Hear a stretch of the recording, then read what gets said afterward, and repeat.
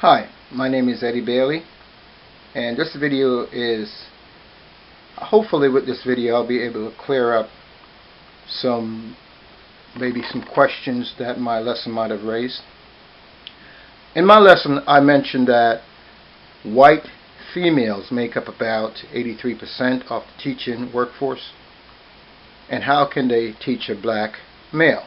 Well, I hope no one gets offended by that fact. It is a fact.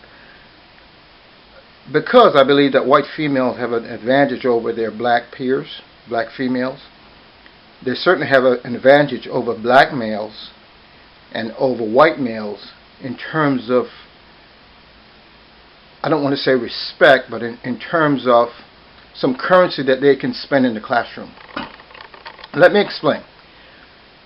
Back in the days when there used to be full service banks and a black male like myself would go to a bank, if I had a choice in tellers between a black female, a white female, a black male, and a white male teller, I will choose the white female. Why? Here's the reason. You go before a black female, she gives you the hardest time out of all of the tellers. Throw your check up in the air, line it up, feel it, smell it, look through it, check your account, call the manager. They call their manager, ask you questions, ask you for your ID, and it's a long ordeal as a black male. When you go before a black male, the same sort of deal. More business-like, but doing all of these things, 15 minutes to cash a check, 20 minutes. A white male, similar, more, ignoring your type, not asking any questions necessarily other than asking for your ID. But now when you go to a white female, interestingly enough, they don't give you any of those hassles. Check your account, ask you for ID, cash your check, send you on your way.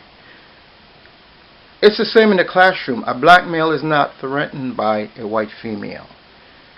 So you have some currency that you can spend. And I'm certainly threatened by a white male. Black female, depending on the relationship I have with my mother, might be an issue. And certainly black males may be an issue for me. So you have some currency that you can spend in the classroom. If you couple that with the right curriculum, you're already ahead of your peers. Now, I want to talk a little bit about reading material. We know from studies being done that black boys and white boys are interested in different materials, reading materials. Black boys are more interested in sports, boxing, those types of reading materials for pleasure. Immediately we may say, well, I will provide these materials to them and mix it in the curriculum in school to help them in their reading habits. That might be a problem.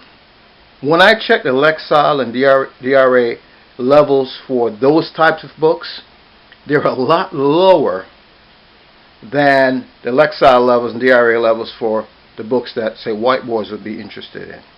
So if I, as an educator, believe that giving those books to them and having them read that to increase their comprehension, it's not going to happen.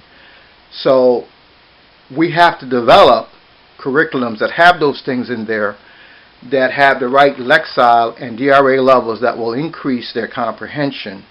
Otherwise, it will not work. Thank you. Bye.